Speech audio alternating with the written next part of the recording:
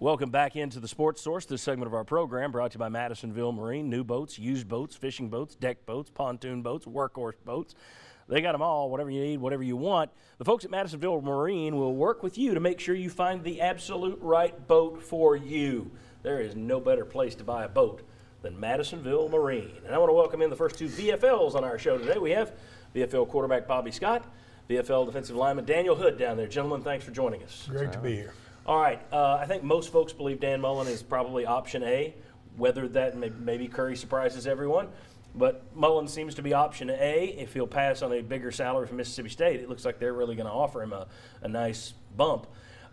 It's also believed, Jimmy, I think you reported this. You talked to a source who said he was more interested in A&M if it comes open, which it has. Correct, that he was more interested in A&M and that he would look to get that job before he would come to Tennessee, and that he's going to get bumped to $5.8 million, roughly. Okay. Well, I asked fans on Twitter, and again, that's a fan poll, so you Twitter poll, so it's a limited space. But here's what they said about would they be supportive of Dan Mullen? What would happen if he were the hire? 44% said I would be very happy with Dan Mullen. 36% out of the 1,500 people said I would reserve judgment. So you're looking at about 80% that would give him a fair shot. 14% said they'd be disappointed. 6% said they'd be pretty upset with Dan Mullen. But let me show you Dan Mullen by comparison to some other guys who moved and who took over lesser programs. James Franklin at Vanderbilt, 3 bowls in 3 years. Vandy had been to 4 bowls in all their prior years combined. His average record at Vandy, 8-5. His average SEC record, 4-4. At his next stop in the Big Ten, he won a title at Penn State. Tommy Tuberville at Ole Miss, that's a better program than Mississippi State. 2 bowls in 4 years. They'd been to 28 in all their prior years at Ole Miss. He was at Ole Miss for 4 years, average record 6-5, average SEC record, a losing record 3-5. But Auburn hired him. He went on and won 5 division titles, 1 SEC title, had an undefeated season and could have been national champions. Then you look at Dan Mullen. 7 bowls in 9 years. Mississippi State had only been to 13 in all their prior years.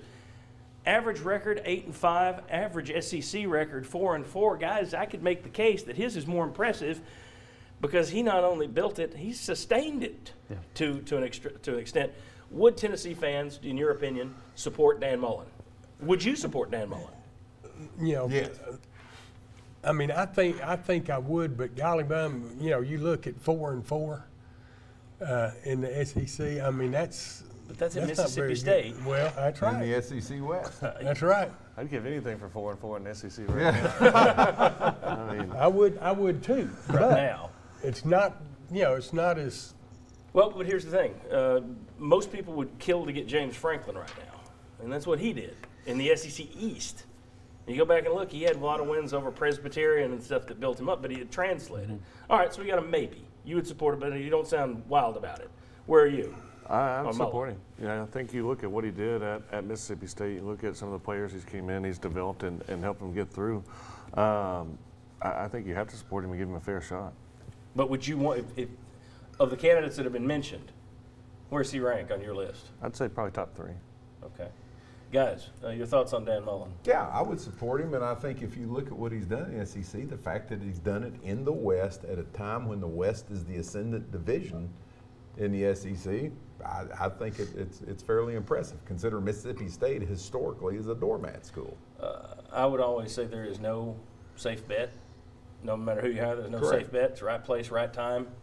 But in terms of safest bet for Tennessee, I think it would be Dan Mullen. Doesn't mean he'd win. I think it's the safest bet, though. Jimmy, do you agree or disagree? Well, I do agree with that. And I think he would be a good hire for Tennessee, and I would support that hire if they can get him. And the theory would be, and I know this is projecting, but if you can do that at Mississippi State, at Tennessee, you should have better facilities, better resources. You should be able or could be able to improve on that. So that you're projecting that. So it doesn't always work that way, but I would look at it that way and think, yeah, that's a good hire, and he should be able to do better at Tennessee than what he did at Mississippi State. Educated crapshoot. Yes. Yeah, it is. Yeah. Bobby, he runs. It's another spread offense. Now, he's had some success with it. Alex Smith, Tim Tebow, Dak Prescott, Nick Fitzgerald. He's done pretty well with quarterbacks. But as a former quarterback yourself, would you prefer to see Tennessee go back to a pro-style offense, or would you not care? I mean, if he can make it work, I don't care what he runs. But this year, the offense has just, you know, I mean, they just petered out. I mean, there was they just wasn't really any good. Yeah. And then you put on that top of that the defense, and that's the reason you're 0-8. Well, I think somebody was talking yesterday, is this the worst team ever? Oh, I think you and I were talking about it. It's like, yeah, because 2008 had, it at least had a good one side of the ball. Yeah, one side of the ball. Same with the Sal Sinceri year. You had a really good offense. This year you had nothing. No offense, no defense. Let's talk Other about than that. Ohio State defensive coordinator Greg Schiano is also reported as a backup on Curry's list. He keeps being listed in the top 3. I find it hard to believe. The man built up Rutgers, which was the Vandy of America, not just the Vandy of the SEC. Rutgers had been to 1 bowl game in a century of football before he got there. He took them to 6 bowl games in 11 years, built them up, increased the stadium size. He was the guy that started the idea of satellite camps 10 years before Jim Harbaugh. Good coach. Mark May, I thought this was interesting yesterday. Mark May, talking about the Ohio State game, he says, am I the only person that can see Greg Schiano is making all the decisions for Ohio State? Urban Meyer cannot make a decision on offense, defense, or special teams. Has Meyer lost it, or is Schiano the true head coach? Wow, surprising. I mean, the guy is a good coach. Here's the rub. In 2006, probably the wrong use of terms. In 2016, it came out that supposedly someone, Mike McQueary, the coach at Penn State, the assistant, who had seen the Greg Sandusky thing, he came out under testimony and said that he had been told that Greg Schiano had told Tom Bradley, another assistant, that he had seen something. He came to him white-faced and was worried about it. Well, that was under oath. Also under oath, though, Tom Bradley said, I didn't know anything about this. So he denies the other guy. And Schiano has completely denied it. But you're seeing a lot of backlash right now. I think a lot of it is people who don't want Greg Schiano are hanging on to, he covered up child molestation. I don't think, Tom Bradley was at UCLA. Ohio State has Schiano, so I think they've probably vetted those guys. But I don't think John Curry can make this hire. I don't think he can make the Greg Schiano hire. I think the backlash would be through the roof. Anybody disagree with me? I agree with you 100%. I agree, but I think it may be a mistake. I think you look at what Schiano did at Rutgers, and again, you've got to go back to it's the Rutgers. I think his last 5 or 6 seasons there, he had 50 wins, and then I think it was 67 overall at Rutgers. I mean, he's obviously a pretty good college coach. And Iowa State looks pretty good right now too.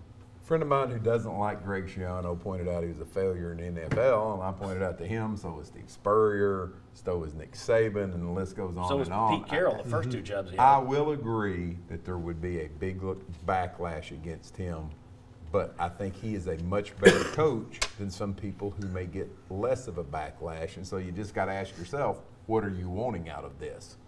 I think, Jimmy, very quickly. No, you would vet it, and I think there would be a backlash, but I'd also look, is what he did at Rutgers any better than what Mullen did in the SEC? That would be why I would favor Mullen. Yeah, agreed. I just wonder if you start having people say no, if Mullen says no, I got you, you're right. Where are you if you're John Curry? Go? That's right. I think it'd be a big backlash. You're scrambling. All right, when we come back, Tennessee played well in the Bahamas. We'll talk to Mark. We got more on the search coming up, by the way. Mark Pancras joins us next to talk about what he liked and what he didn't like from Tennessee's big 3-day tournament tour down in the Bahamas. Come on back.